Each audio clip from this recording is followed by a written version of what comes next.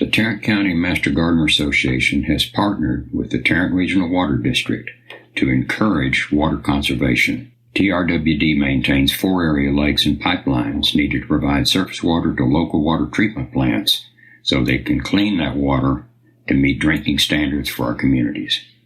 They also work with many cities in Tarrant County, such as Fort Worth, Arlington, Mansfield, and many others, to provide water conservation programs to the community. Conservation is an important water supply strategy to help meet the needs of our growing population.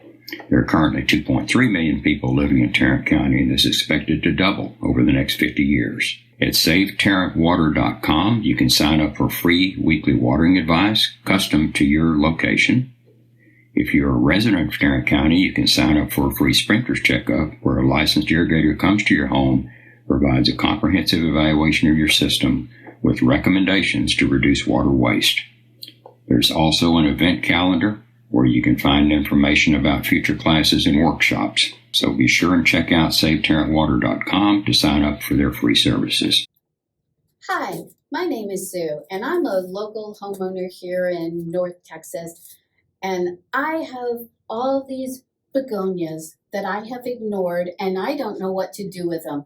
So I called the Tarrant County Master Gardeners to ask for help. And this is my lucky day because Taddie is going to help me straighten out my begonias. I'm Taddie Hamilton, and I'm a volunteer at the Fort Worth Botanic Garden in the begonia collection. And we do have the largest collection of begonias in North America at the Botanic Garden. So it's lots of fun to play with begonias, and I'm thrilled to death to be asked to come play with yours. And I'm so glad you're here to help me with this Well, mess. Thank you. Okay, we're going to look at all of these, and she has a beautiful array of different types of begonias. She has some cane-like, and rhizomatous, and we're going to make them all beautiful and show you how to do that and how to propagate and how to take care of your begonias. So first off, what is it? What do you want them to look like? Well, I would like for them to be able to stay up in a pot without falling over. Okay. They get so unwieldy that when I bring them in the house for the winter, I have to turn them separate ways so they can lean against each other and not fall over in the house to last through the winter. And I know that doesn't do them any good. And I would also like to be able to take some of them, divide them up, and give some to my family. Yes. Exactly. Begonias in the wild can get really big, but it also depends on the type of begonia and who it is. All begonias have names, just like you and I do. So we're going to know the names of some of these, and we're going to figure out the names of some of the others. There are a couple of things we want to do, and let's start with this one. Because this begonia, I think we can start out by just shaping, because it's a beautiful begonia and it really has a fairly good shape, but it could use a little bit of work. Now, this is a cane-like begonia. There are 8 different kinds of begonias, and this is a cane. And if you look at it, you can see that its growth habit is kind of like a cane. And see how the petioles for the leaves are opposed as it goes down the cane. And you see all of these nodes. Mm-hmm. And all of those are very, very important. We're going to start by clipping out the dead. I use these clippers like this because I can get way down in there without clipping something I don't want to clip. And one of the things that we start with are gloves. We wear gloves because we don't want the oils from our hands to harm the plant. And if there is something on the plant that one of us might be allergic to, then that will protect us. I will tell you, I still get lots of soil underneath my fingernails. So that's just part of being a gardener. Another thing that we try to do is, in protecting our plants, is to wipe our clippers between every plant. Now, and I'm using just Clorox wipes. You can use alcohol Mhm. in a spray bottle, and you would spray them between each plant. But I just kind of wipe them off between. What about hydrogen peroxide? Most people have that at home. Does that work as well as alcohol? I truly do not know the answer to that, but you can try it. All right. And you might want to try it diluted. Most everything needs to be diluted. All right. And the Clorox wipes have just a small amount in there. So, and the alcohol, I'm pretty sure it's like a 10% solution, Okay. and that's not going to hurt the begonias. But that's a great question, and thanks for asking. A lot of times I have to say, I don't know, but no guts, no glory. Just try it. What's the best time of year to do this trimming? Can I do this anytime or? Actually, the type of trimming, doing this where you're just shaping it, Mhm. I think can be done anytime. I have just cut back all of mine. I have 10 hanging baskets of begonias. And every winter, I cut them way back before I put them in the greenhouse. And then by the time spring comes, they're coming out. And then by the end of summer, they're huge, this big around, this tall. And I can't get them in the greenhouse. So I cut them all back. And then propagate all my cuttings so I can give those away. We're going to start, look down here, and see how this one is probably dead already. Mhm. We're going to cut it way down at the soil level, I think. There we are. There. And see, that was dead. Yeah. So we want that out. That's really dead. I'm going to cut that back. You just want to get the dead out of there. There we are. This one's dead, and that's another reason I like these clippers, because I can go way down in there and just grab what I'm looking for. Sometimes I feel like a surgeon. That's kind of fun. Oh, here's one right here.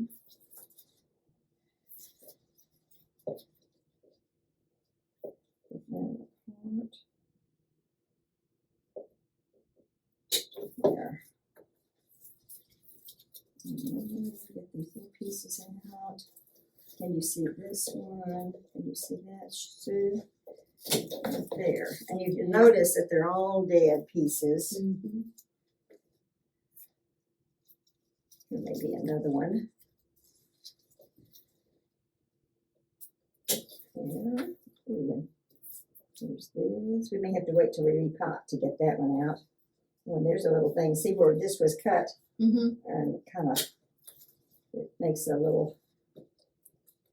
I think we're going to wait Okay. till we repot to do that one. Let's look at.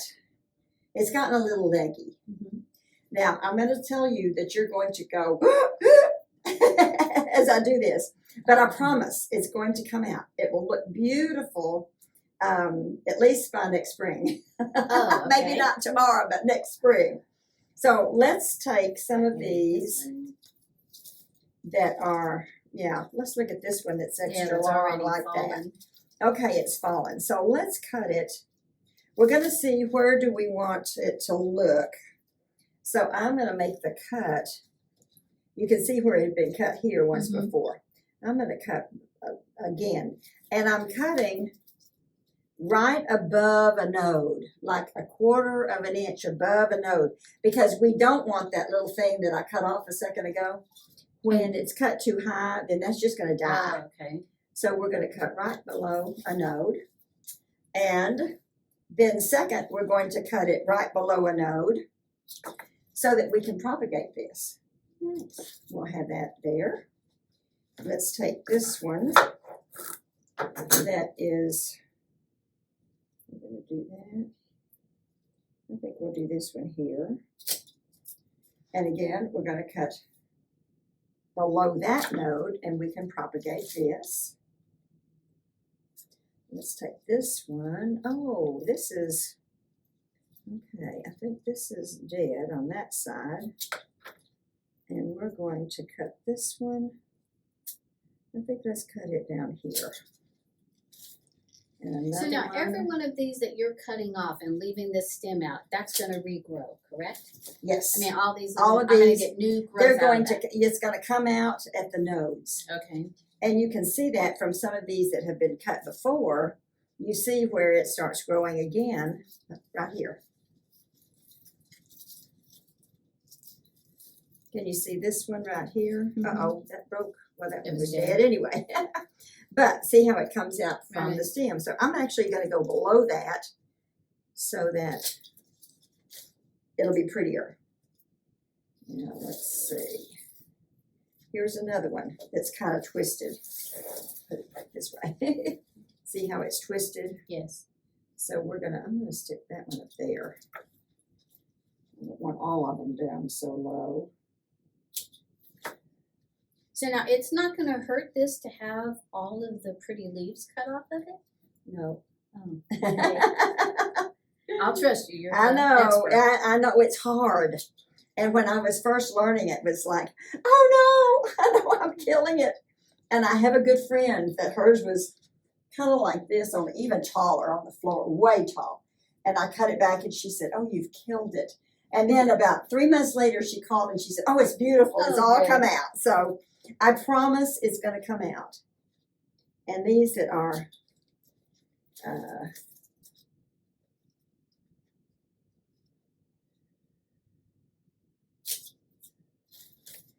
that have just gotten so leggy. And I don't want it all the same. Mm-hmm. I want them to come out at different heights. We may leave some of these. Look. That. And you can always go back and recut. Oh, looky there. We missed that one. Okay. Now, I think we're going to leave these. And I know you're going to say, no, but it's really bad. No. And you know what's neat? I don't see any suckers. I don't think. And I'll show you suckers in a minute on another one that I've noticed. So now we're going to repot this. Are suckers bad? Not necessarily. They just kind of can be not as pretty as others. But I'm going to show you about suckers, and suckers can bloom. And you can, I don't know that you can propagate a sucker very well, but we'll talk about it. Okay. Okay, we're going to leave that. Actually, this one needs to, because we don't want it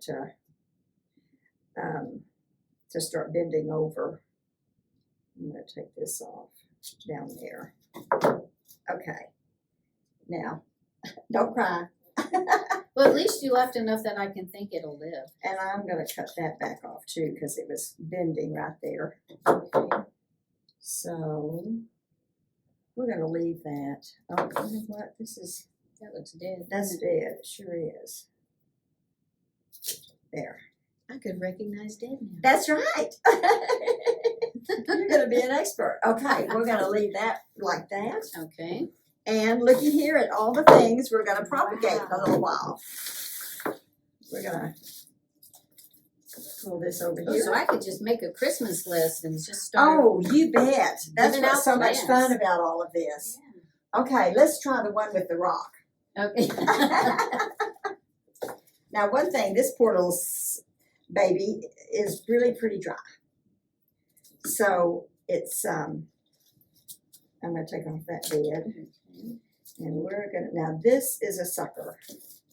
And you know a sucker, but the interesting thing, a sucker has much bigger internodal areas. Okay. Notice how the internodes here are fairly close together, but look at those. But then up here, it goes back, reverts back. Yeah.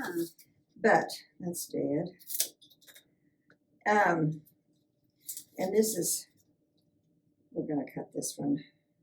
So you're saying the sucker we can or cannot propagate? You can. Okay. But we're going to propagate this one at the top. All right. And where it's reverted back. And we're going to take this one down there. And we're going to take this off here. And see that little area is dead. And we'll leave these leaves on. And then, It's got some new leaves coming out. oh, it does, doesn't it? Yeah. All right. Pull this over here. When we repot this, we're going to straighten this one up. Okay. We're going to kind of straighten this up. So we'll repot it in just a few minutes. All right. We might want to put a tiny bit of water in there Before because it's much easier to repot Okay. if it's a little bit wet. All right. Yeah. Well, I and- left them dry because I didn't know if we wanted them wet. I didn't know if it was like other plants where you have to take all the soil off the roots. We will take most of the soil Oh, off. okay. I call it tickle the roots. We're going Alright. to tickle the roots, and it's much easier if they're a little bit damp. But we'll do that on that one, so I can show you the difference. Okay. Because that's a good thing. Even in the collection, I have to repot things, and they're just dry as a bone. And it's kind of hard. I always worry about them. And you don't ever want to put dry soil against dry soil. You want your potting mix to be damp. And you're going to want the roots to be damp, even if you have to hydrate them after we've kind of taken the soil off. Okay. Okay, let's do this one. I just love this. My favorites. This may be Dotsy. Dotsy is the name of one of the begonias that has a dark green, almost black leaf, and look at how it's maroon on the back. That's one of the fun things about begonias is that Dotsy doesn't want to stand up. So how is it different from the other one that looks similar that we just did?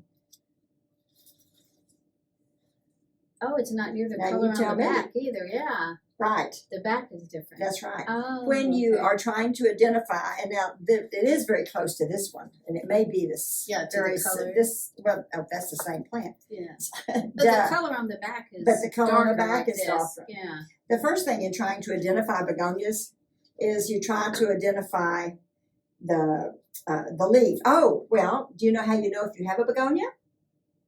My sister gives them to me. Oh, that's aren't you lucky? That's so wonderful. 99%, and I'm always afraid to say 100% because there'll be one out there, but 99% of all begonias have asymmetrical leaves. Let's look at one that's big like this. Look at this. And sometimes it's easier to see it on the back. Notice that if you find the main vein, one side of the leaf has more flesh than the other. Hence, the main vein, one side has more flesh than the other. So begonias, And all begonias have that? begonias. We have a couple that are lance leaves. They look like grass. And I looked at them and I said, "Are you sure those are begonias?" And they said, "Well, because I think it would take calipers to actually measure to be able to, because it doesn't look like it's more on one side." But then the next thing you look at like is the blossom, and it had when it bloomed. I said, "Okay, that is a begonia blossom," and so that's another reason the way you know that you have a begonia. Oh, thanks So, for that. Okay, this is like that. We're going to cut this baby way back.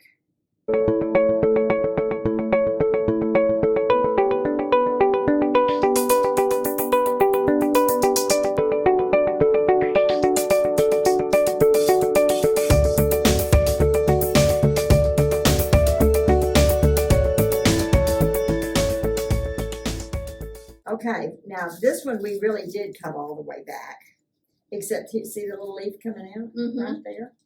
We'll be able to straighten these up in a little bit. Okay, can I ask you a question Sure. about the way these look?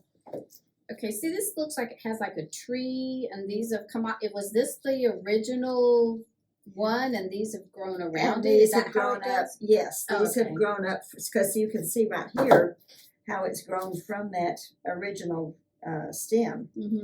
So it's just the older stems, and I think we notice on some of these how the older stems get darker and the younger stems come out very green.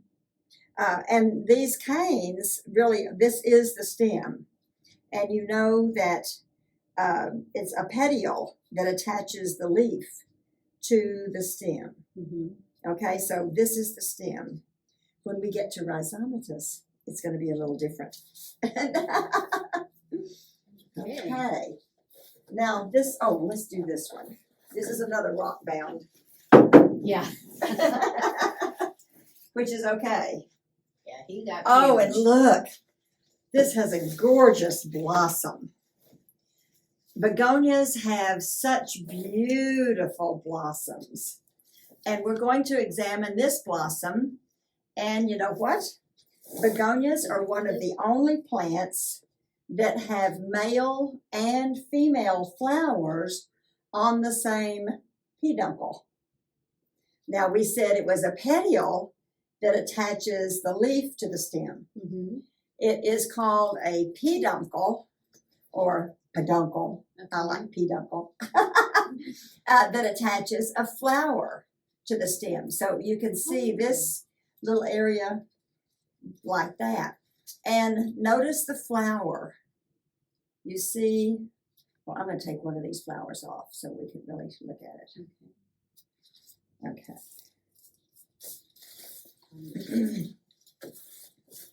If we look at this, it has, well, this one has 3 petals. I think it probably has 4. One of them has come off right here. It has 4 little petals. There's one of 4. But then back here, oh, there you are. Here you go. Okay. Notice that, well, this has 5. See, it has 3 big ones or 4 big ones and 1 small petal like that. But look behind it, and you see this area. That is the ovary, or some people call it the fruit, but it is the ovary. And that's how you know it is a female flower. And notice how beautiful the wings, I call those the wings on the ovary, how beautifully dark pink they are. That's beautiful. Now, do we see? Aha. Over here is a different plant, and it has male flowers. See, here's the female flowers on this one, but right up here are male.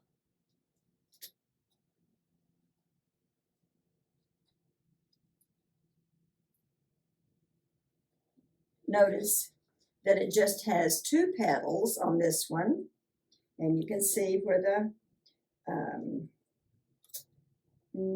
it's a test. The middle part. Yeah, is going to be, but notice that behind it, there's nothing. That's the male.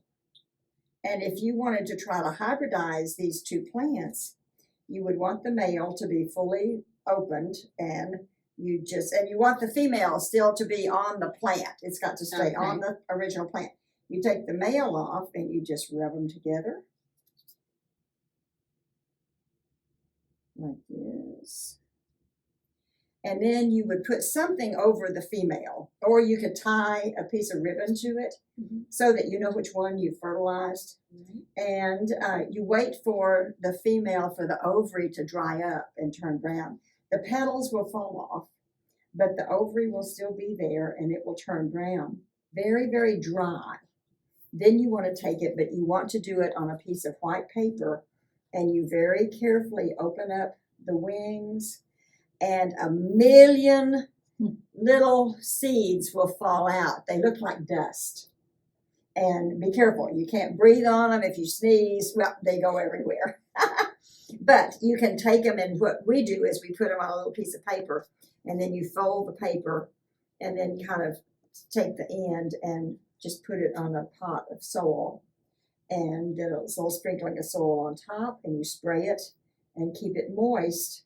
And about 2 to 3 weeks later, you'll see the little seeds coming up. And you could have 1,000 different looking begonias because you're hybridizing 2 different plants that have different parents. And just like you have children, I have children, mine don't look exactly alike. Yours probably don't either unless they're twins. And just think about how many parents and grandparents are in these 2 plants, and you can have hundreds of different looking begonias. They all will look different. So then you can decide which ones are the prettiest that you want to keep. So do your begonias bloom year-round in your greenhouse, or are they still seasonal? That is a great question. Canes can bloom most any time. Rhizomatus only bloom in the springtime, like the end of January, February, and March. By April, there may be a few blooms left. but they're mainly winter bloomers, Oh, whereas the cane-like mhm. can bloom anytime during the year. Oh, okay. I will admit that I choose the ones at my home that I love at my house for the leaves, not necessarily for the blooms. Right. But because I think the leaves are what are so pretty, what draws me to the begonias. So, but that's a great question. Well, and that lets me know why my other ones seems Aren't like they blooming. hardly ever bloom, you know. So I always wondered if I was doing something wrong. So Oh thank you. no, it's just they all have just different growth personalities, you know. Okay, we're gonna cut this baby way back.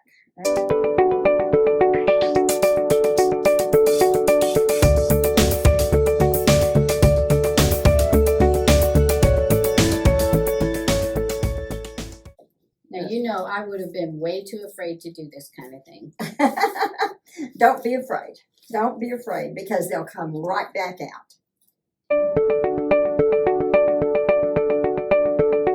You want to always cut just right at a node, not too far. In fact, some of these may be a little too much. We'll trim them up some, just so that they don't create that.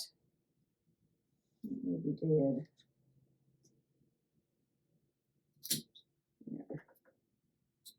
There. Okay. All right. Thank you. And now this one. And this is a beautiful pot. Yeah, I was hoping to trim him up and put him back in this pot. Okay. Often, and I know you have some beautiful pots here, Mhm. I often will pot it in a plastic pot and then use this as a jardinier, stick it down in here, because sometimes I like to trade pots, or if I bring them in, I don't want to bring in the big heavy pot. But sometimes, like on this, you need a big heavy pot, or it would be falling apart. So, And this one's a great bloomer. You can see where it's had Oh, yes. other blooms Oh, on it. yeah. It's been those peduncles. Here's a dead Peduncle, peduncle. I'll take that off. Yes, so you have beautiful blooms on that. Be careful when you bring new plants in from the nursery. It's good to sometimes let them sit for a while away from your other plants. Is that to Now check this- for bugs or uh-huh. anything if you might have brought bugs? That's right. Yeah, to make sure there's not something. Now, I'm not sure what this is. See, this is where it's been, I don't know whether something has eaten, but we're going to cut below. We're going to cut right below there. And Show us that cane, Taddie, because we don't know what you're really talking Okay. about. The camera Okay. doesn't see it over here. see how there's I don't know what you'd call this. What would you call this for the player? Isn't it? A what? Brown? It's scarred A almost. scarred, yeah, a little scarred area along the internode along the stem. And I don't know what causes that. Yeah, because this plant seems to have a lot of it, where the It others didn't. does. That's right. You might want to. Okay, here, this is dead. We'll get that out when we repot Okay. those little areas. This is. We'll put that in water. Very pretty. We'll save that and put it in water. And yes, and we'll put this in water. There. And here's this. I think we're gonna. Yeah, this one's pretty old. Yes, it is. And what Matter of we fact, may. this plant is 8 years old, Okay. and I've done nothing with it other than water and fertilizer. What we may do, what I may suggest, you don't have to do it, is let's propagate these end cuttings. And then you may see if this comes out. Okay. And if it does, but it has a lot of scarring down here. And I Right. truly don't know what that would be.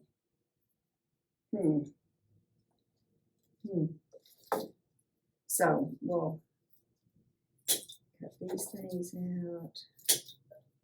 And we'll repot this one too. Okay. But we're going to make cuttings of the tips Okay. of all of these. Sure. Thank you. I'm going to really clean my clippers after that plant. I think we're gonna have enough propagated plants here to open a greenhouse. Well, I hope you have lots of good friends. I know you'll have lots of good friends for Christmas. Oh, It'll that's- say, "Oh joy, oh joy." Okay. Do you want to work on the rhizomatous for a few minutes, or do you want to do something with your canes first? maybe we should do something with these and get them out the way. Okay. All right. Let's look at propagating. Okay. When we propagate, I usually use little 4-inch pots, and we put something in the bottom. Notice how there's great big holes down there, and you can use a paper towel, just a piece of a paper towel that you cut, you tear. It depends on what you have, Mhm. but I like to realize that you don't have to have a lot of stuff to be a good gardener and to propagate. You can do it with things. This is a little bit large, and for a 4-inch pot, I use a muffin paper. But you can fold this and put it down in there. That would work. Or you can use a paper like this, And why would we be putting that in there? so that the soil doesn't come through the bottom. Because even soil will come through these little holes. Okay. And so, okay, and this is, and you can use any size pot, but I usually start with canes. And I usually put at least two, maybe 3 canes in a pot, Oh, okay. so that if one dies, you've still got a pretty plant coming up. You can use these smaller pots, but then your 4-inch is really pretty good because it lets them get good roots. And I'll show you on something else when you know it's time to bump them up, to pot them up. But this, and you're going to want to put some more, you want the soil a little bit moist. We have a beautiful bowl here. And we're just going to put a little bit of water in, not a lot, in the beginning.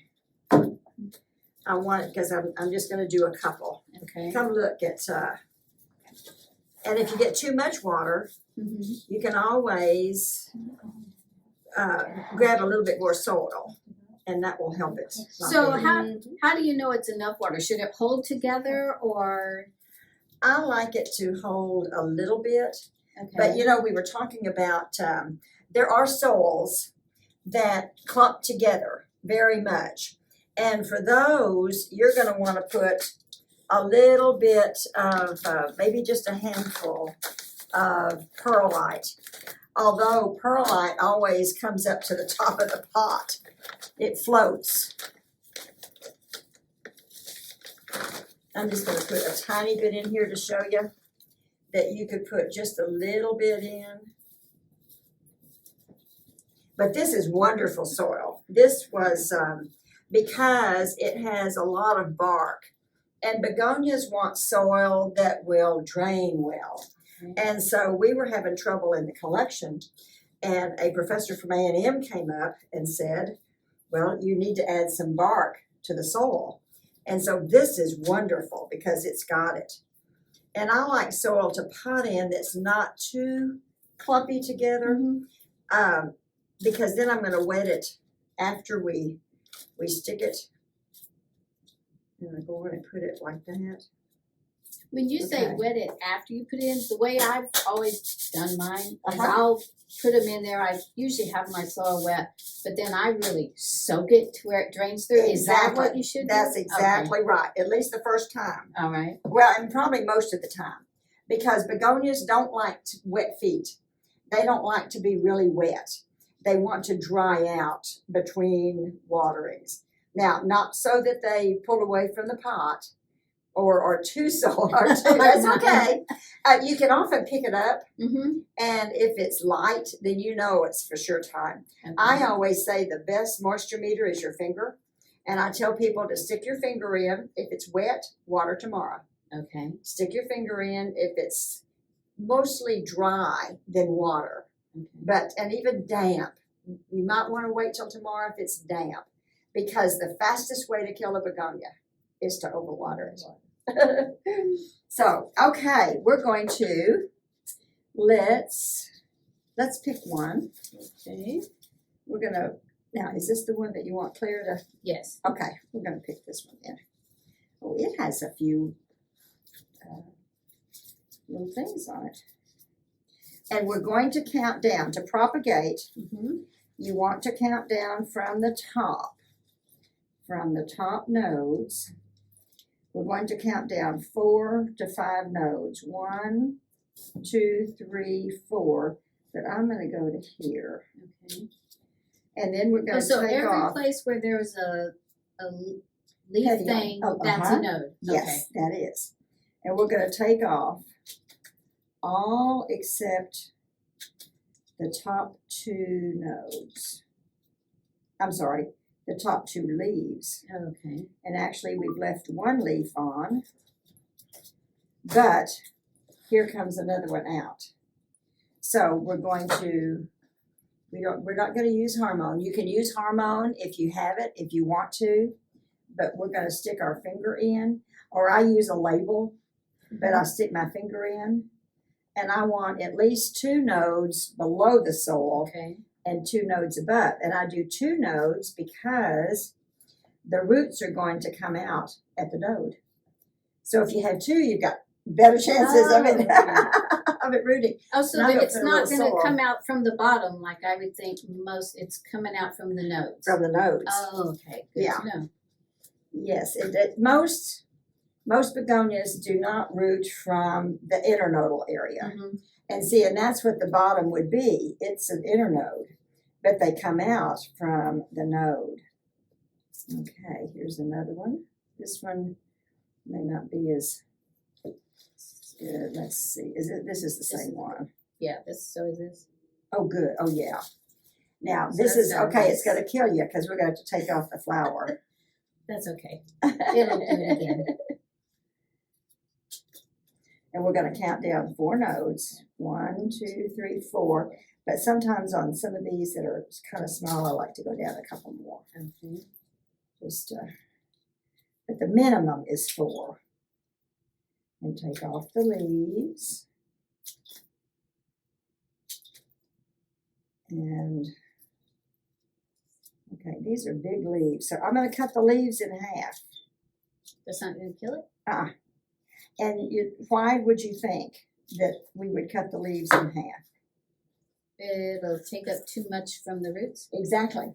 I'm learning. And we're going to go back and cut this one. Okay. And we do that because we want the energy of the plant to go into making roots, not into keeping the leaves alive. Okay. And there'll be enough photosynthesis. Not photosynthesis. Synthesis, thank you. And we're going to put this one down in the same pot. And again, I like to do at least 2.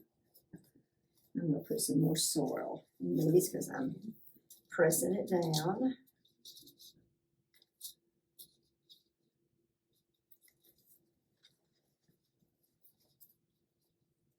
There you are. Voila. Our first one. That's right. And we can do more. We can do a couple more. Let's see. We're going to take this one off right there. And we're going to take that one off. And we're going to take that one off.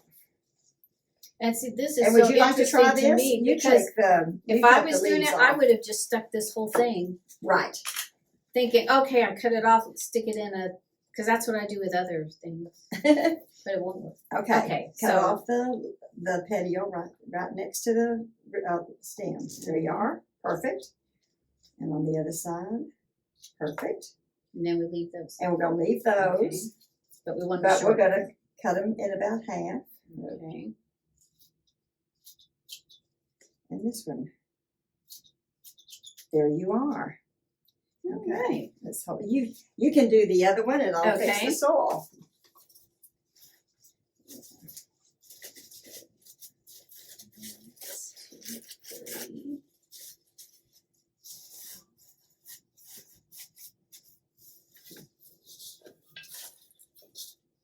And do you normally compost all of your leaves and things like this that we aren't using? Yes. Okay.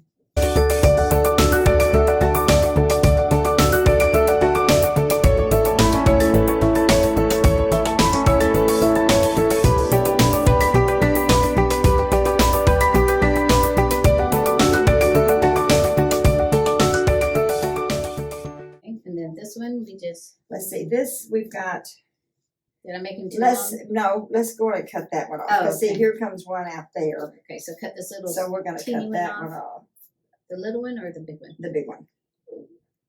There we go. I'm gonna cut the Okay. little one, but.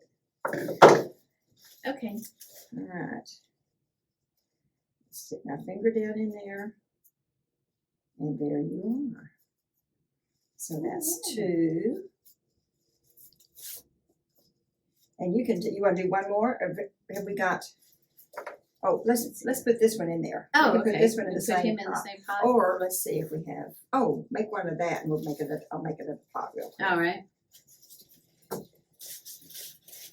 Now this one's harder for me to see because it doesn't seem to be as, It's a lot longer Yeah. inner node, isn't it? Okay, I would cut it. That's 1, 2, 3, 4. I'd cut it right there. okay. So some of them will just be a lot bigger. Yes. Okay. You know, that's one of the interesting things about plants and begonias. You see it in begonias, but I think it's true of probably most plants that they're just kind of different, even on the same plant. They're not exactly alike. I really hate to cut that leaf. I know. They're so pretty. There. Okay. All right, now we're going to stick him way down in there. Okay. And I think there's one more in there. Yeah, I think they're, because this is another really long one here. Oh, there it is. This is a little one. Yeah. Yeah. Let me do this little one.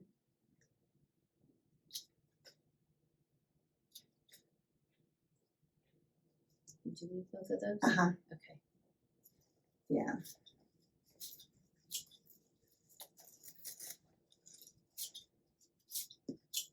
There. All right. And if you have rooting hormone, it's just what you can get at Home Depot, Walmart, any of them. Mm-hmm. Oh, looky there. Oh, we have some. It's kind of root tone, or there's just different. Yeah, Okay. it's any kind of rooting hormone, and you'll see it at the. Did we want to use some, or does it Well, matter? let's try it. Okay. We've got a couple that we haven't, and a couple right. that we will. Now, you don't ever want to stick the plant down in there, Okay. because you just need a teeny bit. Can you see that? A Mhm. teeny bit. See that little tiny. That's a particular measurement is T90. But what you're going to do, Now, do you have to wet it first to No. use this? Nope. Oh. you just put it on the bottom of the plant and then you knock it off. Because too much hormone can burn the end and it won't root. And we're going to we've got a couple that we don't have, so we're going to, Yeah. I'm going to cut this one a little bit closer to the node. Okay. But then you knock it off. Can you see? Mm-hmm. So, there. Okay. Oh, that's good. Thank you. Yeah, thanks. It takes a village. Oh, something. Yeah, but your finger's really good. You can use a pencil. Thank you. That's great. There's all This one? sorts of things. There's not just one way of doing it. And Yeah, what's we that can thing put a I've seen pencil. in stores? A dribble? Is that what they call it? Yes, yes. And I always figure, why would you buy a what? A dibble? Dibble. Oh, a dibble, excuse me. Now, Because we I have thought, that why would I pretty buy long. one when you've got a pencil? Or Exactly. Your yeah. see, and I just use my finger, Mm-hmm. so I always have it. That's true. So both of these have hormone, and Okay. those two don't. All and right. we've got is that Yeah, Did we so do this three? one There has we are. hormone and these two. Well, no, because he's the one sticking up. Stick it up. So You'll I know. can compare. Exactly. You'll know. Okay. We'll see Alright. whether you can tell if it's a difference or not. Okay. Excellent. Okay. Okay. We're going to start with repotting now. We're going to try that. Okay. And Sue has this beautiful, shiny ceramic pot. I like using these, and this is a personal. I like using these as a jardinier and putting a clay or a plastic pot down in it because this is not going to breathe. The plant, the soil, the plant can't breathe through the pot. Mm-hmm. Now, the same is probably true with a plastic pot. But, and that's why a lot of people use clay pots because it can breathe some and the water can kind of leach out even from the sides. This, it will all go to the bottom, which is one thing that's good because it doesn't leach from the side. It just all stays in there. Right. But plastic pots also tend to keep them too wet. So that's where you just have to kind of decide what you like. Okay. But I just always think these are so beautiful. I don't want to put soil down in there. But if you do, Mm-hmm. and it's okay, you always want to put something in the bottom, like a shard. Most of us have clay pots that have broken. And one of the things you might think you want the shard to be in it this way. No, you want the shard to be over the hole this way or flat. But if it's got a little curve in it, then you want the curve facing up so that the shard doesn't hold water itself. Because they don't want wet feet. They don't want wet feet. Okay. Okay, I'm going to put a little more water in our soil.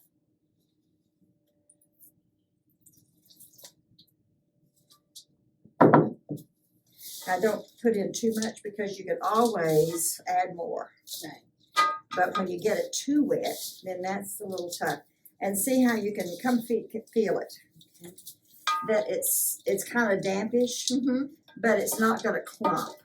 Okay. And if it, and again, this is kind of, but I think this is also different for different plants. Begonias need to have good drainage. And so this is why you want the bark in there. And you may want some sphagnum moss. I don't see much, yeah, I see a little sphagnum, but this has a lot of bark, and that's Okay. really good because it will drain. Now, the thing about that is you have to watch it and water when it gets dry. But again, put your finger in, and if it's dry, then water. So I may have to deviate from my once a week. Oh. Do you eat at the same time every day? No. You eat when you're Hungry. yarn. Okay, now let's see if this is. We're going to take the pot and you're going to hold the plant with your hand. And this is going to tell you if it needs repotting. Okay. Can you see the roots coming out on the edge? And you know what? It's pretty dry. Mm-hmm. So, but we want to free, some people call it free the roots. I like to call it you tickle the roots. Okay. You're down here tickling the roots like you would tickle a child All right. or tickle your kitty cat. You know, you just kind of get the roots apart. It's a little easier if they're a little damp. And you can see how really dry this is. And you want to get as much soil off.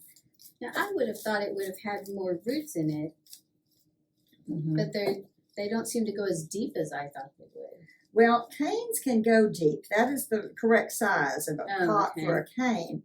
Canes can go kind of deep, but it could be that, now see, there's roots. These roots are coming down. Mm-hmm. It doesn't necessarily have a taproot like, Oh, you know, okay. plants that That's what I was have- looking that's what for. you're thinking. Yeah. these are more fuzzy roots. What do you call that? Fibrous. Fruit. Fibrous. Fibrous, Fibrous, yes. Yeah, but not a taproot. Oh, okay. And we're going to kind of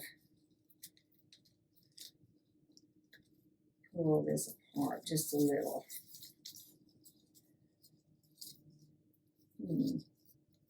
Okay, I think this is a sucker. I'm Okay. gonna cut that out.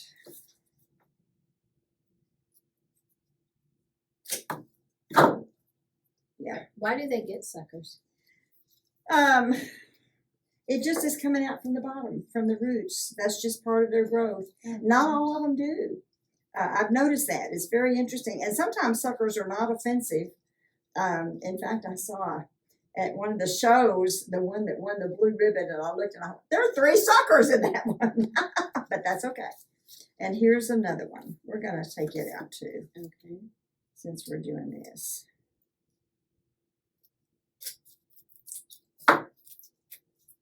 There. Yeah, we're gonna. One of the things we want to do as we repot, and see, this has a lot of roots, and that's good. So you can basically divide these. Just very carefully. You can. Let's see And if you I know, can- that's interesting because I've watched other videos about people repotting begonias and they're like, oh no, you just put soil in, plop it in. They never did any of this. They didn't take any of the No. soil away from the roots? No, they just stuck it in a new soil and just stuck it down in there. Oh. So I didn't, I'm glad you're Okay. showing me how to do Okay. this because I didn't know. This is the way I was taught. Well, you're in the begonia greenhouse, so. Okay. Now, one of the things that I want to point out, this is a good 6-inch pot, but look, it's dirty. Right. And this is probably, I don't think I see any soil mites, but this is just water, water stains. So we're going to use a pot that you've washed, Okay. and that's fairly new. And we're going to put soil in. Notice I just use my hands. You can Did you want use to put a thing in the bottom of it? oh yeah, that probably would be good. And this is a 6-inch, so let's put a, because especially if you're Okay. going to put it there. Right. This is a, and you can use a nice spoon, but I use my hands. I can get more with my hands. Right. And I'm going to fill it to about this rim. Okay. Well, I'm not quite up there. And then I'm going to take the 3 stems that we have, and we want to center them. I did point out, but these are all over to the side, Mm-hmm. and we want to put them, we're going to kind of put it up to the side, So we can get make in a the little middle. hole, and we're going to put that one, and this one, we're going to straighten him up. Notice, remember, he was off to the side. He Mhm. was leaning over. And we're going to straighten this one up. We're going to put it in there straight. And we're going to put this one in straight. Now, you grab that extra arm that you have. You need that extra arm sometime. And then we're going to put soil around it. And we usually try to turn it, see if, well, and that.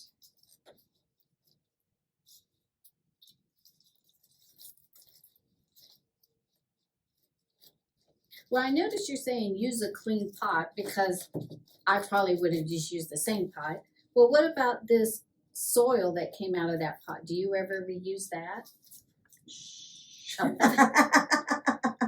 Actually, I do, but you know what I use it for a lot? I go fill the holes in my yard. Oh, okay. And But it's don't use it to wonderful. pot another potted plant. Well, I have, Okay.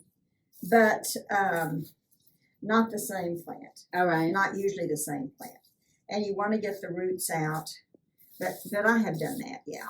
Okay. But usually it's the holes in my yard. I lost a great big tree in the front yard a number of years ago. And it was all nice and smooth, but then as years go, it's gone down and it goes down this way and over there. So I'm trying to, Oh, to fill it in like that. So now we're ready to water. Okay, can I have a little thing to put under it? And see how you can, and we could cut that if you want to. that one now that it's standing up Oh, straight. yeah. And see how much better this looks? Mm-hmm. That it's standing straight That's and gonna it's in look the good, middle. isn't it? Yeah, let's put this under. And we're gonna water just a little. Oh, and I want to point out now that we have filled the soil to this inside rim. Right. Can you see that, everybody out there? That it's to the inside rim? And why would you do that? You have to leave some room For the water. Because if you have it filled all the way to the top, the water's just gonna run Flow off off. the sides. We're just gonna do a little because our soil was fairly, and when you get home, you may wanna do it a little bit more. Okay. Now Sorry. at home, I only use rainwater to water my plants. Oh, how wonderful! I have 8 rain barrels. And Oh my gosh! I'm a real stickler. Even in the winter, when everything was so frozen outside, I still had water in one rain barrel, and I was out there with a pitcher getting it out of the Or middle. snow. Yeah, The and snow I would have set worked. it in the Yeah. house till it warmed up and watered the plants. Oh, that's wonderful! And did you get those from the Master Gardeners? One of them I did. Yes, Master Gardeners paint and do classes on building rain Yes. barrels. So, oh, that's wonderful. I don't have gutters at my house. Mine's an old house, and so I don't have gutters. But there you are, and notice, see, the water's coming through, Yeah. and that's a good thing. Mm-hmm. When you water, it really is good to water it good enough that it comes through. Now, if it comes through real fast, you know that it's just going down the sides, that it was too wet. But too dry. This is good. Excellent. Okay. Yay. We're going to do it again because look and see. Now, what is the matter in there? The roots don't have hardly any soil on them. Those poor baby roots are up above. And look below. Oh, They're coming out of the bottom. oh, yes, they are. Oh, it's very Looky root-bound, there. isn't it? Yeah. And it's old enough, been in here long enough that as you water, the soil is going to go down. So that also tells you when it's time to repot. All right, let's see if we can get this sucker out. Oh, looky Oh there. my gosh. Now this does tell you it's time to repot because you can see all these roots coming out. Mhm. That's also how you're going to know when it's time to repot your new little pot Oh, okay. propagation things. And I can see your shards, very good Mhm. shards. And we're going to tickle these roots. I use that term, and I used it with my grandsons. I had them in the greenhouse one day, and it was a number of years ago. And I was, my little grandson was probably 6 or 7, and I was teaching him how to tickle the roots. And so a couple of years later, we were in my backyard, he and his brother and I, and we were planting a crepe myrtle that I had gotten. And I dug the hole. It was good sized crepe myrtle, and I dug the hole and pulled the crepe myrtle out. And he said, "Grams, don't forget to tickle the roots." And I went, "Oh, be still my heart." Oh, that he knew that. He remembered. And you see what I'm. Oh, yeah. Try it. Okay. You just start underneath and You just tickle them. yeah, this one's wetter. It does a lot different, doesn't it? Yes. And it's not too wet. Right. But it's damp, and that's good.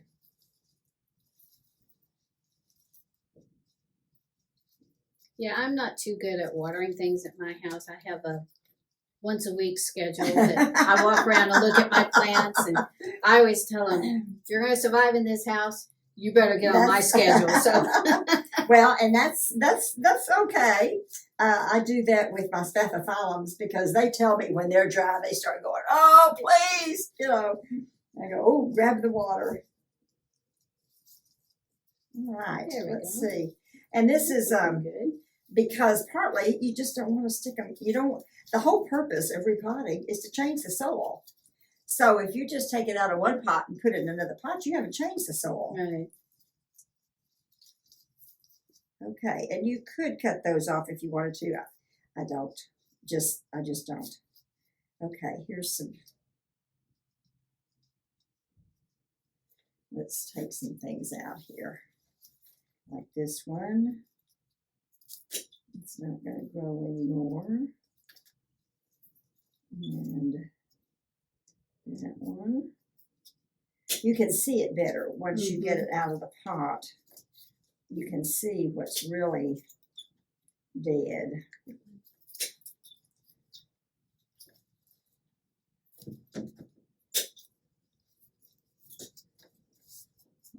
One hiding.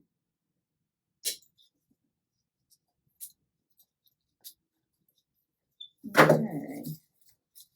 Do you see more that look like they need to come out?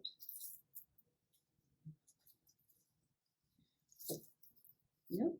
This look pretty good. Now this is a tight clump. yeah, it really is. And we're going to use this pot. So since this one is so tight, would you leave it as it is? I think I would. Okay. If it were a much bigger plant with the stems being much bigger, wider, I might try to tear it apart. But, I mean, we could.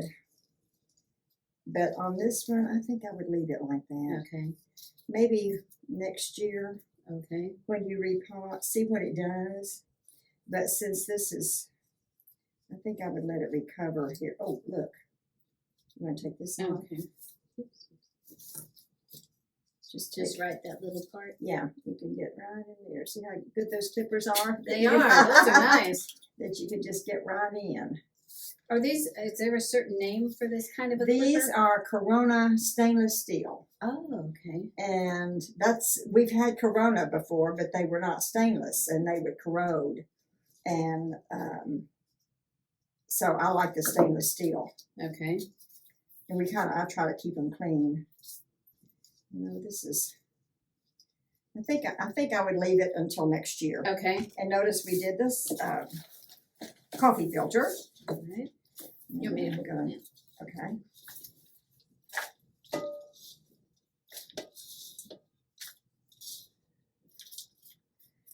Okay. And we're going to make a little indentation like that and stick it down in there. Okay. Oop, we need it bigger. Let's make it this Yeah, we deeper. need it deeper, wider. Yeah, and let's cut off some of I those was roots. thinking that too. Yeah, cut off these bottom. Okay. I Yeah. like these clippers. These are nice. They really are. We give those clippers in our propagation classes where we teach master gardeners from across the state to become propagation trainers. So are you a propagation specialist or whatever they call them? I forget what they call them now. It's but we can train. We can teach Okay. propagation there. Now see how I have I'm planting it the same depth that it should have been, that it was before it lost its soil. Because the clump of roots was really kind of out of the soil. Right. There. And now we're going to press it down around the edges. Right. So we can water.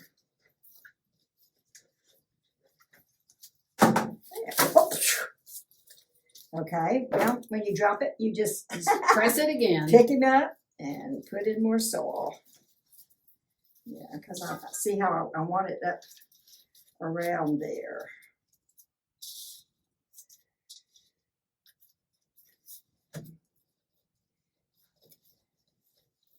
Now, another thing that you want to talk about, I think, is fertilizing. Okay. How often?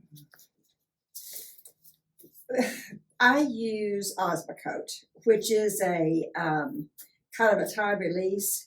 I can sprinkle in a 6-inch pot. I sprinkle about a teaspoon in on my 6-inch pots. Depends on the size of the pot, how much you put in. Other people use Miracle Grow. Miracle Grow, you may want to dilute it. I think a lot of fertilizers with begonias, they are big eaters. They like fertilizers, but you want to dilute it when you do it. Okay. And just do it, say, maybe once a month. A lot of times, and in the garden, we do it every time we water, but it is a very small dilution of it. And I certainly don't water that way because I water with a hose. Well, in the winter, So- when they were in the house, my sister had given me some orchids along with some orchid food. So since I was feeding the orchids, I just gave the same fertilizer to these. That's what I'm sure they love. And it was very diluted, so I didn't think it would hurt them. Yeah. You want, let's see, with fertilizer, the first nitrogen is more for greening up for the leaves and growth. The potassium, no, the phosphorus, which is the second number, is for the roots. And the third number, the potassium, is just a general overall good thing that all plants, and it has there'll be lots of minute minerals in there, like manganese and some calcium and all sorts of things. Some people use fish emulsion. I don't because I can't stand the smell. Yeah, I don't like it. And Well, that's good. And I have a cat, so I don't use that either. So. Yeah. Okay. He's doing You'll see good. this came through. Yeah. So that's good. All right. Oh, that's a cane too? Mm-hmm. Oh, see, I thought it was a whole different kind because it doesn't go up. Well, mine does. Oh, so there's something about this one. This is called Looking Glass, Okay. and it's one of my favorites. And I have had it in a hanging basket for at least 10 years. And it's in a 10-inch hanging basket, and every year I cut it back just like I do this. In fact, I did that last weekend Oh, okay. and put my plants in the greenhouse. And this is one of them that I put in the greenhouse. Yeah, I think Let me- when we take this out of the pot, you're going to see what's wrong with this one too. No soil. All lean into one side. You notice a theme with my begonias? Well, that's okay. Then see, that's why you asked and you wanted to learn. Right. Okay, we're going to cut this back a lot too. We're going to cut it. Let's do this. This just is a It's gorgeous, beautiful, isn't it? beautiful plant. I love it. But mine grows straight up. And then it does fall over. I will say that because it's beautiful. I don't mind a hanging basket that doesn't fall over with my begonias. I know a lot of people want a hanging basket where it comes over the side. I don't care. I'm looking at the leaves. Right. And so I have my favorite ones hanging in my trees. But this is one that gets really big and tall, and it does. Some of these do hang over. And it's just really gorgeous. So this would be a really good one to do the hanging basket. Yes. I might try that. Yeah. There. And you can propagate all of those. Yay. And oh yes, this little sweetie has a few little dead places. Okay. I think we won't repot it, but let me show you how. Okay. Let's take it out. Okay, here's a sucker. One way you can tell suckers sometimes is they are just extra green. How green that stem is right here, this one. And I'll cut it out and you can see how the others turn a little bit green, but then they turn brown.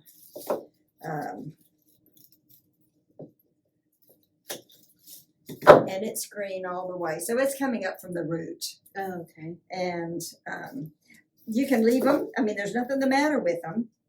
It's just, that's a sucker. And we're going to look, oh yeah. See how the roots are all down in here because it needs soil, but it needs to be repotted. So this one,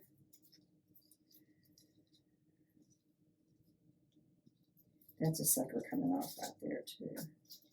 Well, this one, I guess because of the way the soil is around it, if you look at this side, it looks like it's almost making suckers come out of it because it's so exposed, right? It could be. And this. Boy, that's twisty. Yeah. I'm gonna cut that off. And get this.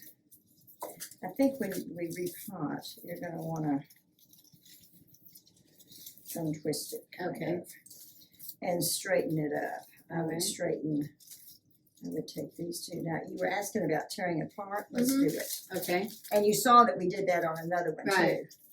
And that is, then when you do this, when you tickle the roots, when you repot it, I would put that in straight. You noticed how it was crooked. I would put him in straight and let him go straight up. Oh, that'd be pretty. And then this one too. These two are coming out of the side. Ooh, that broke, so that needs to come off. And I would put that one in straight up and down. Okay.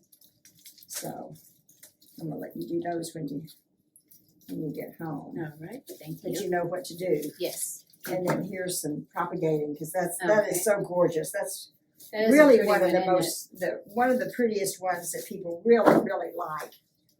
And Called actually, looking glass. my sister did get this one when you guys were selling them. Oh, okay. I probably said, "Oh yes, you want this? You want this?" Because it's so pretty. Let's put these still in there. But when you repot them, and this will be true of all of these. Of this, you're going to want to straighten them up so that they are in the center. Right. You want to center the canes, and if they don't look, in fact, I cut that one off. I think that's probably a sucker. That one and this one are. I just cut them out because they're. I mean, just take it totally out. Oh, Yeah, you can just take it out of the pot. Okay. And we're gonna cut this one right here, that brown one.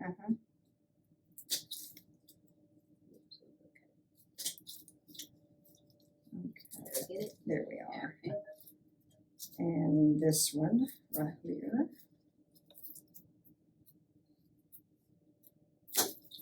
There. Now, I would kind of tear it apart and kind of put them together, but you want them in the center, and straight. Okay. And that's also another way you know it's time to repot when they start going out to the edge, because they will kind of creep like that. Not like a rhizome, but and this one too. Okay. And it can be straight, and they all can be kind of straightened up. Now, rhizomatous is a whole different kind of begonia. And its stem is also its root. Because, and now here's a little dead one. Sometimes the rhizomes are little bitty.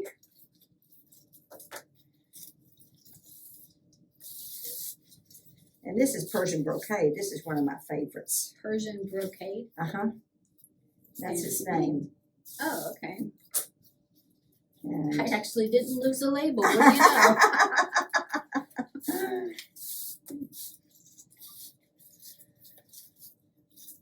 know? Okay.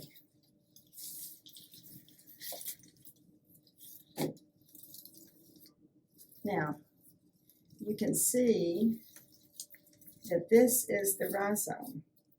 And notice all the petioles come out from on top, from one side. Remember on the cane, they were opposite, going up the cane.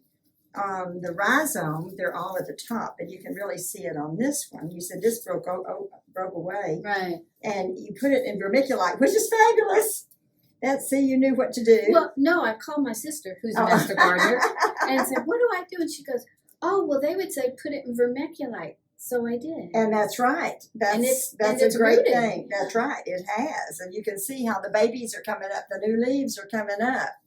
Now, it also, however, would like to be laying on its side. Oh. Because that is actually its growth habit because the roots, now notice that there's one side that's kind of smooth like this, and there's another side, and can you see these bumps? Yes. Those are the bumps, pull in, those are the bumps where the leaves had been. And those leaves are now gone, so it has those little kind of bumps along it. Can you see those little, see those little things right there? Okay. So if you will put it so that it lays along the soil, then that is, it will form roots on the bottom on the smooth side. But what you did was great, because you got roots growing at the end of the rhizome, which is one of the things that they needed to do. Okay.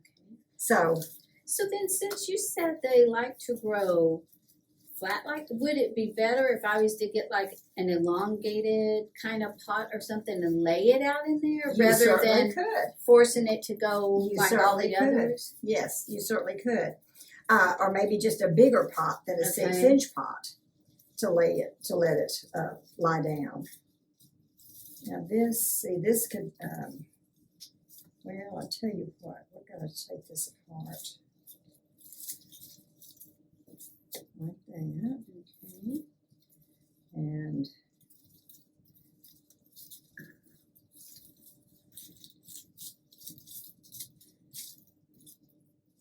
so when you guys do them at your greenhouse for begonias, do you do them in regular round pots? Do you do them in a longer, flatter pot? we start them in round pots. Okay. And then as they get bigger, we either cut them back or we bump them up to a bigger pot. That's kind of, then we're going to take this one off of there. Okay. And see, what we'll want to do is,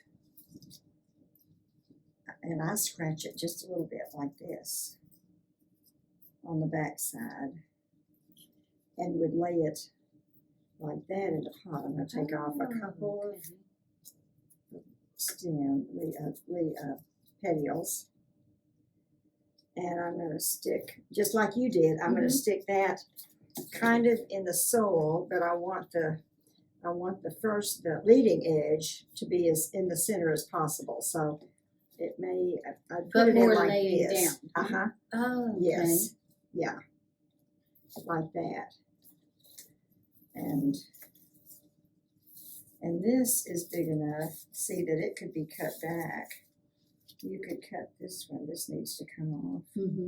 Because once a leaf looks like that, just dump it's not gonna correct itself. Okay. It's not gonna get better. It's not gonna get any better. And here's another one like that. Now the edge, this could be either over water or underwater. That's always a problem. You never know which. If they would just say, am I overwatered or under it, they would help. But you know it's one or the other. Here's another one. It needs to come off.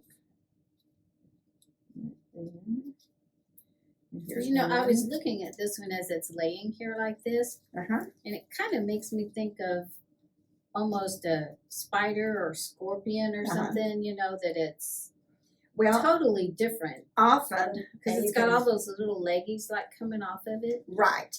And you actually want those coming kind of straight up. Oh, okay. Which it's not, because it was growing more straight up. So the leaves are going to look for the sun. Right. They're going to try to find, and see, and actually you can pop these off pretty easily from the rhizome without cutting it. If you are trimming, you want to cut it as close to the rhizome as you can. But that's why sometimes, here's another leaf that needs to come off. I just take my fingers, I go all the way back. I have to find where is he on the, here he is, okay. Which one of these is him? There, right there. And I'm going to just pop it right like that and get him out, because he's not going to get prettier. And he could get worse and make others worse. Okay, let's see, here's one, pop that one.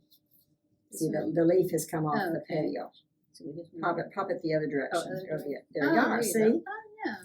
And It almost looks like it has a skeleton, doesn't it? Uh-huh. I mean, that's why I keep looking at this little part here. It looks like it's got a skeleton to it.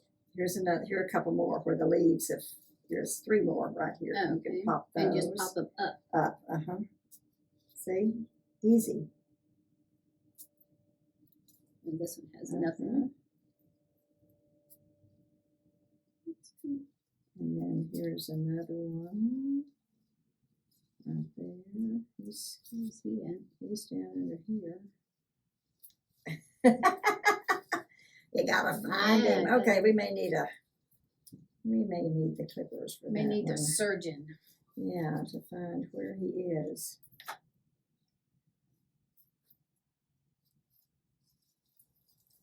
Let's see. Oh, he's way down there. But see, they were all on that same because somehow they have lost their leaves down in Right. there. And it's kind of gone, okay, this one.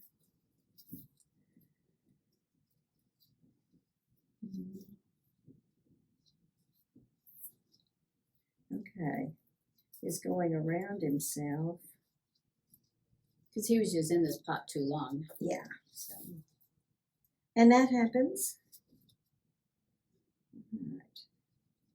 But isn't he pretty? He is. I just think this is one of the most beautiful of the begonias. I'll pop that one. And if you do it with your clippers, you just want to make sure that you don't want to, that's why I like to pop them off, because I don't want to cut the rhizome, but I need to get him down as close as possible. And so that is a natural way. I mean, that's where he naturally would come off.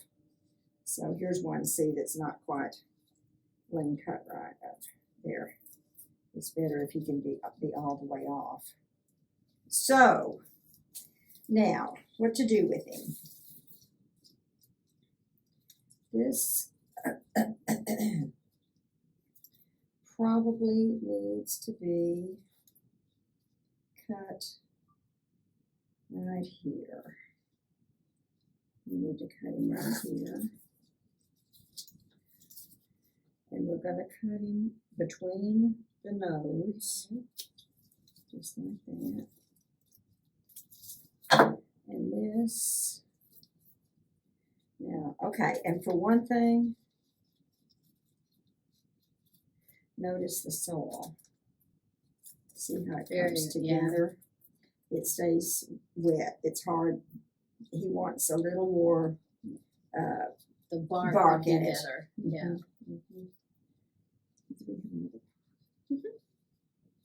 Oh, you mean a clean one? Nope. Okay, that's all right. Oh, there's one down there. Taller. Okay. Now, and actually, these are not good for rhizomatous. Rhizomes like to grow. Notice this pan, this pot, and that pot. See the difference? This is called a bulb pan. This is what bulbs grow in because they don't have deep roots. Oh. Rhizomes don't have deep roots. But it's This needs is the a round. azalea or a it's called an azalea or a just a natural regular pot, okay. and it's not too much taller, but just a little Just bit. that little bit. I will tell you, it's hard to get these, and so we're going to. There's one of the azaleas that's not quite as tall as this one. It's hard to tell the difference, and we may be going to that in the garden because you can't get these anymore. We're the only ones that use them, basically. Bulb pans.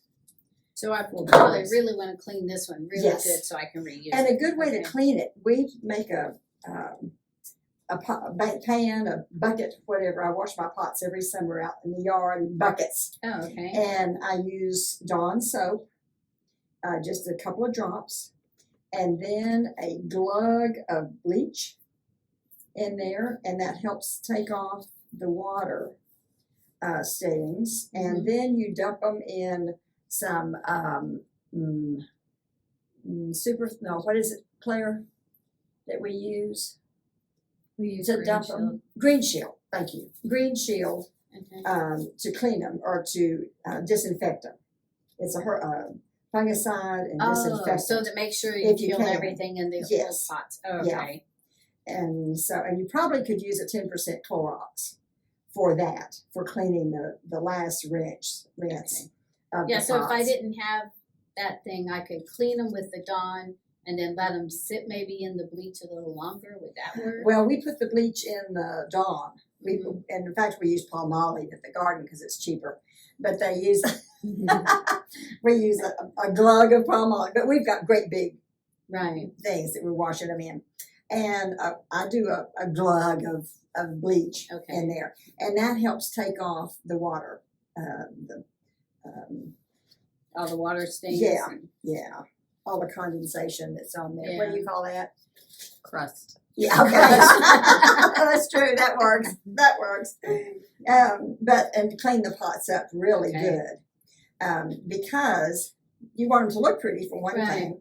And second, you just don't want all that leftover chemicals on there. So now let's see. Let's put him back in. Let's put him in one of these. Now, when you pot him, we'll use a bulb pan. Okay. The bulb pan. Oh, this one. And you'll fill the soil to that rim. Okay. This, and actually a little above that rim. And then you will just lay him on top. And you can do both of these like this. Lay him on top of the soil. You want to cover, because he's got good roots there, and this one has good roots. But you want to put the soil up. Let me show you here. You want to put the soil up to the sides of him, but you don't cover the root. You don't cover the rhizome. All right. You just firmly, you can cover the end down there, and this one has roots, so you'll cover that. And then on this one, you'll take probably another pan, because this would be beautiful in another one. And you'll probably I'd take off some of these longer leaves that are going to make it difficult there. And now lay him in a pot like this too. And you can cover this end down here. Oh, see how red that is? We're going to cut that. We're going to cut that off. What does the red mean? Well, that there may be something in there. But then he's got a red rhizome, doesn't he? I'll leave that. Yeah, he's looking red. But you want to just lay him on the soil, cover up this end. Okay. And you could scrape the bottom just a little. And then that'll help the roots form. Oh, okay. Like that. So scraping the bottom of these is like tickling the roots on the tickling others. roots. Okay. Yeah, you're opening up a place for the roots to grow. All right. And then I would do the same with him. Okay. I'd put him in another pot. And I'd take off these longer. And when you repot like this, often they will grow the roots, the leaves back down here. Okay. They'll reroot down there. Because he looks really pretty. So it looks like And I'm that's going to go great. You did pot great. shopping on the way home. But now I'm gonna show you how to propagate a rhizomatous leaf. Rhizomatous can be propagated by the rhizomes. You can cut the rhizomes like we've done, but they can be propagated by a leaf, whereas the canes can't. What we have done on the canes is the way to propagate a cane. You do a stem cutting, just like you would do anything else in your yard. If you wanted to propagate some of your salvias, you would take them out, you would cut them, you would stick them in. How deep do you want them? Just what? Enough to cover the root? You want to at least, it depends on the size. If it has lots of little nodes going up, then I would stick it way down. But remember, we want two above and two below. So that's if they have wide internodes. Okay. If it's not, if it's little, and I guess salvias would have short internodes, so you could stick a whole bunch. Okay. But that's how you propagate most of the plants in your yard, is the same way you do all these cane-likes. Rhizomatous are different in that you lay the rhizome down, you don't cover it, but like that. And let's put this back in. We can put this in just stick them in the pot. We'll put it in here for now. Okay. so I can get in. Right.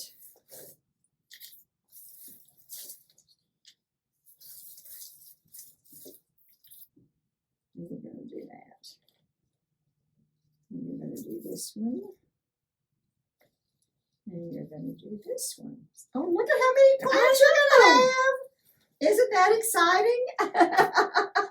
And my sister did some leaves. Oh, good. Those are pretty, aren't they? They are I beautiful. love the color in it. In the back with the maroon on the margins. Mm-hmm. And do you notice the eyelashes? Yeah, the See little the little fuzzies. eyelashes on the Yeah. edge?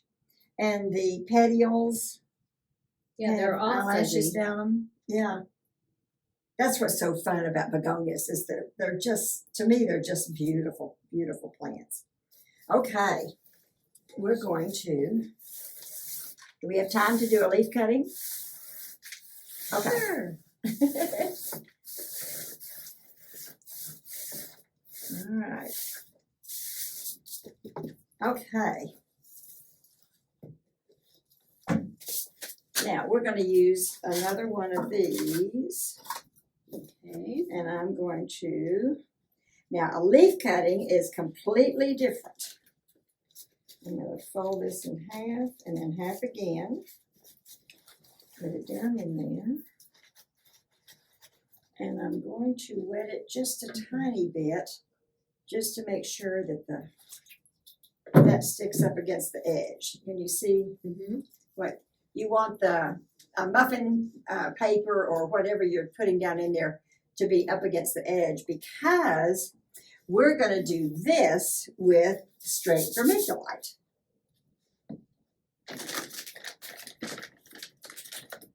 And Taddie, bring it to the middle again.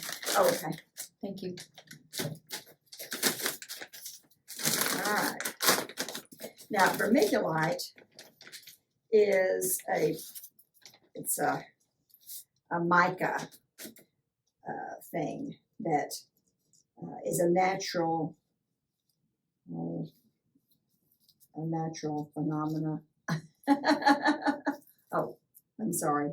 Can you see it right there? Okay. And this is kind of a mid-size. You can get it where it's very thin, very small, and it really does look like mica. Oh, okay. This almost looks like what? But oh, can you see the Yeah, shiny? I can see the You can little see where shiny. it's like mica. Okay.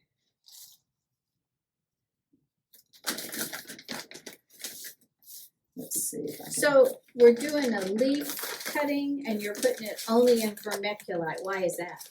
Well, because that's the way I was taught to do it. Oh, okay. Now, some people might put it in cut sphagnum moss and perlite. In fact, a year or so ago, we did an experiment with our Begonia Society, and we had about 10 or 12 people, and we had straight vermiculite. We had pots that were perlite and moss, cut moss, and we had some potting soil. So we tried to see which one would be the best to do the leaf cuttings. So we all took different plants that we wanted. I had made lots of cuttings of the leaves, and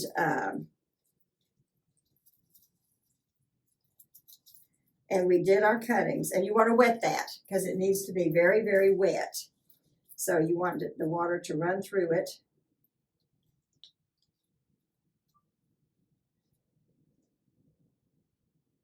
Okay.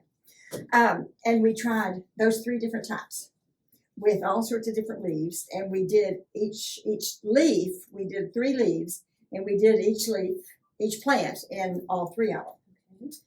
Vermiculite really did work better. It was faster to have the leaves grow. And I went, aha! But that's how I was taught when I first became a volunteer, was to use the vermiculite. Now for this, I really do want my clippers clean, because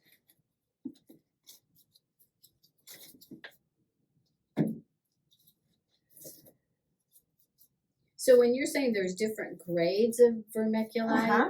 does it matter? I mean, I just bought whatever I found in a store. Exactly, and I think that's fine. We use the different grains for different things, the different sizes. I usually use the very finest but I don't think it makes any difference. And I'm not sure why it works. It just does. Okay, now this is what's so fun. And I want to find a good size leaf. We'll see if any of these that we've already. This one's pretty. Oh yeah, there we go. Okay, I'm going to do one and then you're going to get to do one. Oh, So watch. Okay. I take the leaf and I'm going to cut the petiole about 1/4 of an inch, like that. And I'm going to do this from the back side. I used to always do it from, and I would cut them. What we're after is we're going to cut this leaf into wedges. And we want a little bit of the petiole on each wedge. Oh. Yeah. And I used to do it the other way, and I have finally decided this is easier. Now I'm going to cut between the veins.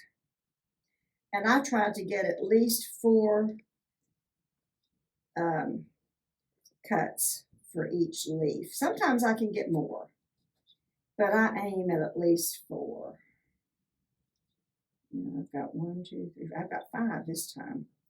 Okay, and my first cut is usually where the main vein is, on either side of the main vein. Okay. And I am going to see how I'm going to try to cut right down there and cut the petiole. This is a little bitty petiole, so it's going to be tough. Do you see how, you can see how there's a little tiny bit of the petiole? Sorry. Can you see it? Yes. Okay. Now I'm going to try to do it again. Just see, and if I don't, I'm going to plant it anyway. But I want a little bit of the petiole. See, I have a little teeny bit of the petiole there. And that's all it takes? That's all it takes. And then I'm going to take it here and kind of shave off a little piece.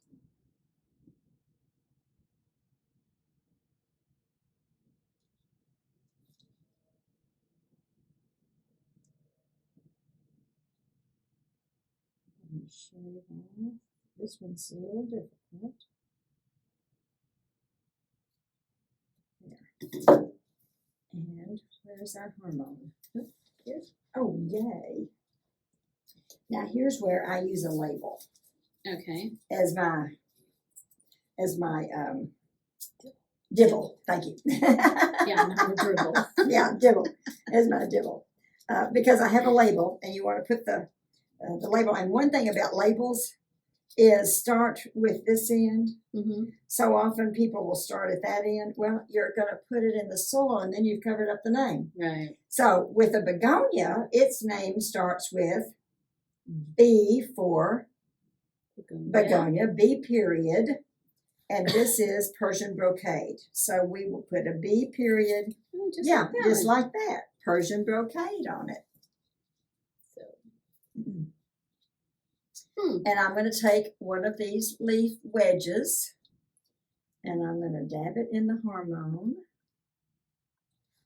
And I'm going to make a hole, or not a hole, but a wedge kind of in my vermiculite and stick it down in there. And then I'm going to do another one.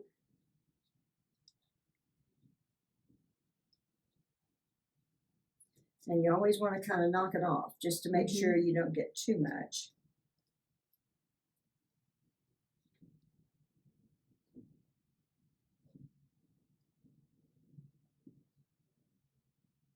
And they'll do fine this close together in this pot?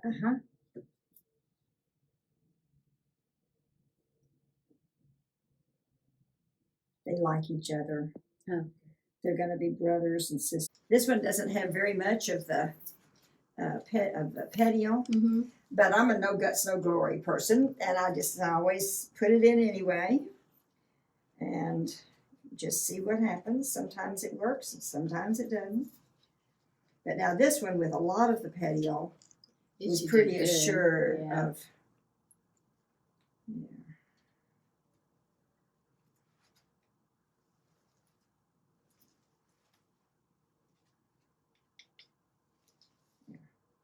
Now, where am I going to put her? Hmm. I think I'll put her right up. Oh no, I'm going to put her right back there with this one because it kind of fits, doesn't it? Mm-hmm.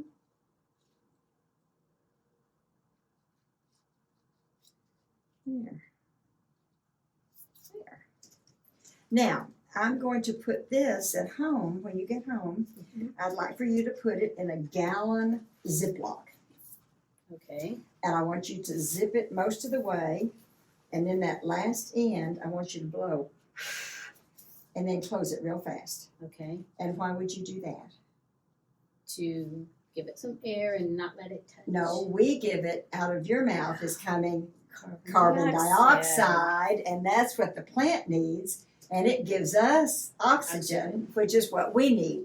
This is why we need plants. Oh, looky there. We have one.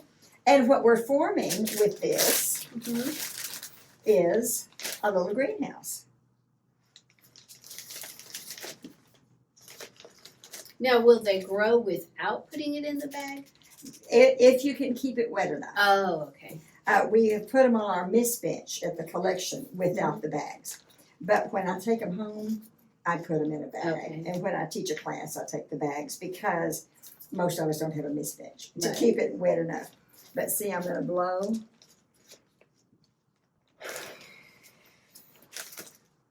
And close it. And then it has carbon dioxide in it. And you're going to put, I'd like for you to put that in a good light, but no sunlight. Okay. A north window, a kitchen window, wherever. Even, I wouldn't put it on the patio. I would get it ready for the house. It's a Okay. little warmer. In the summer, you could put it out on the patio maybe where it would be warm. But, and it may take 4 to 6 weeks. And you're going to see little babies coming up on each of those leaves. And it's so exciting when you see them.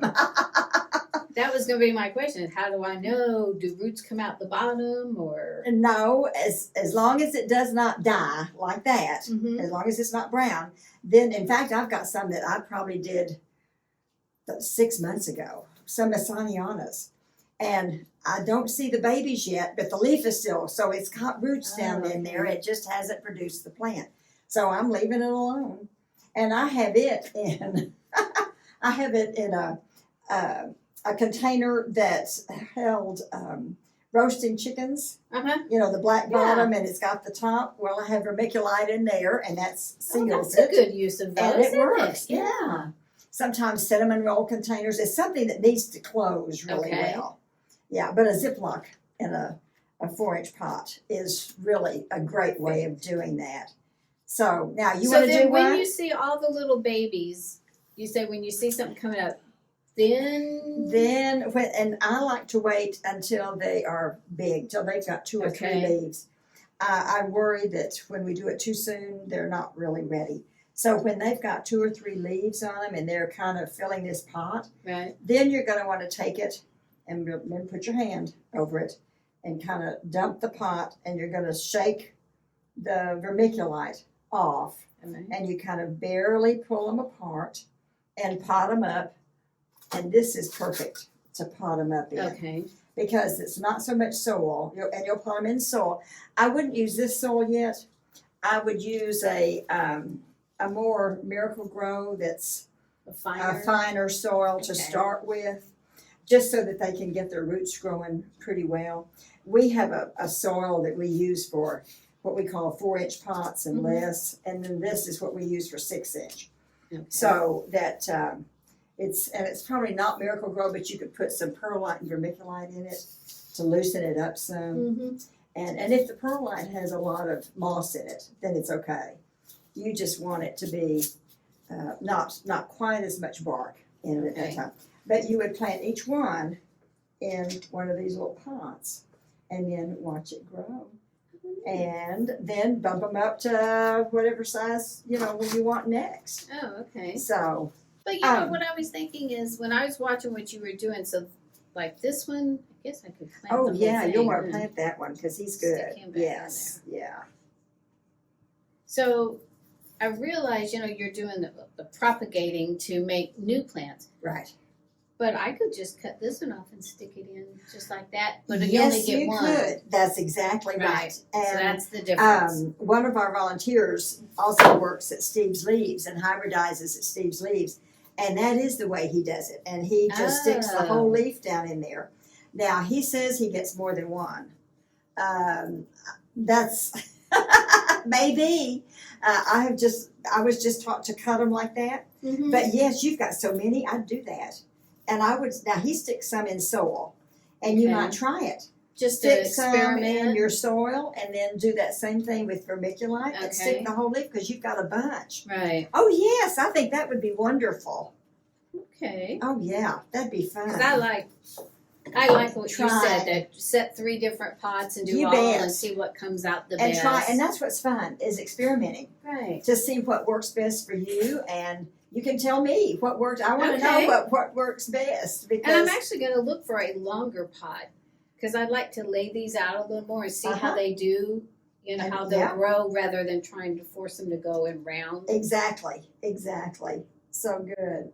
Okay, now aftercare on Okay. all your plants Okay. on any of these that we have done, we've repotted or whatever. Mm-hmm. Let's talk about that. As we kind of said at the beginning, I think no begonia likes really wet feet. A cane will take a little more water than a rhizome. A rhizome, you can kill it overnight with too much water. Oh, okay. A cane can take a little more water. So your once a week might work for canes. Okay. But still maybe after 2 or 3 days, just put your finger in. Okay. And in the house especially because it's going to be warmer and drier, not as much humidity. Mhm. And outside in the summer, I water my hanging baskets every day or every other day. And they do fine. But it's because it's hotter. It's the heat of the summer. In the house, it's not going to be quite as hot, but it's also going to be a lot drier. Okay. So you'll want to just water, and like you noticed, and you said you did, water kind of until it comes out. Pick it up. Hold that. You can tell that's wet. That's for right. certainly wet. As compared to our dry one. Yes. Pick that one up. And you can tell the difference. Right. And this is even damp, or it Right. looks it. See, the soil is dark. I'm going to say that's not very wet. No, it's not. But it's dry. Mhm. And if it's lighter than that, then It's really for dry. sure. But they want that. They want fertilizer. We've talked maybe once a month. Okay. But read the instructions. But you might cut it in half. Because again, they like to be fed, but not overfed. Okay. We don't want obese begonias. Light. They want good light, but no sun. The sun will just cook them. Mm-hmm. And so east windows, a west window, if you've got a curtain outside on the patio. Now mine hang in trees, and as the sun goes across, they may get some dappled Mm-hmm. sun, but not more than maybe 10 or 15 minutes kind Oh, of thing okay. would they get that. And I watch, and if they start browning, you can tell when they're getting too much light. They'll brown around the edge. That also is a sign of too much water Okay. or not enough water. It's just when the edges start browning, you know there's something the matter. Something. So look and see, figure out which of all those. And it would be really nice if they'd say, oh, that's too much water or not enough. Right. But it's the same for both. Okay. So you just kind of have to figure out which one it would be. So other questions? Have we hit everything that you wanted to talk about? Now, people will say that they have propagated with water. And they may get some roots to grow. They may get roots to come. But all you will ever get is one cane coming up. It will never branch. It will never do anything else. So that's why you want to propagate in soil. That is good to know. Yeah. I did not know that. So there. Thank you. Any other questions? You can always call the Master Gardener office, and you can always, some of my Master Gardener friends can always get in touch with me, and we're happy to answer the question. And if I don't know it, which you see, there are lots I don't know. I've been there 12 years, and there's still lots I learn all the time. I can certainly find out from the experts that I work around. So thank you so much for asking me to come play with you. This was so much fun. It was a wonderful way to spend my morning. Exactly. And you've got lots of fun I things know. to go home and do. Look at all those Christmas presents over there. Wonderful. That's all for the price of a bag of soil and some pots. And a And little then- time. Thank you all, Master Gardener, so much for having me.